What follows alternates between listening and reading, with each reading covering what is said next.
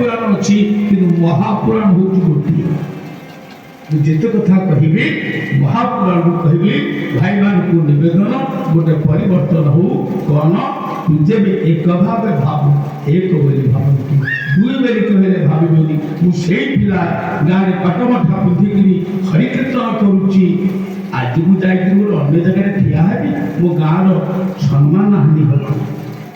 एका दिन के 40 पिला मद छाड़िले कहला आज्ञा श्रीमदर दाम केते मदर दाम केते श्रीमद पीला पर आउ मद पीब ये होची संकल्प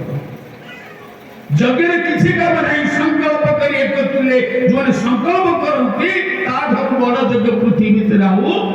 नहीं कौन सब पिले रेडी तो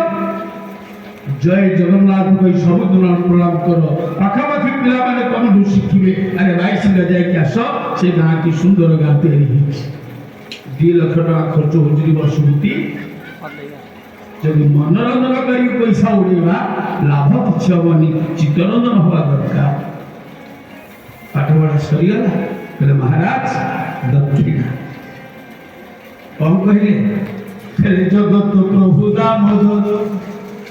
मत सबुदिन मुंडिया मारे 8 गोटे कौन बड़ कथा अच्छे गोविंद तुम मान दक्षिणा मांगी सी हूँ बिना पैसा जे विद्यादान करे विद्यादान बिना पैसा बिना सुखरे कले गोविंद पाठ पढ़ी विद्यादान ये कहुई महाज्ञानी महादानी दानी संसार कहीं ना गुरु को बाप बोली सम्मान दि जाए आमर केतरा बापा थी 5टा बापा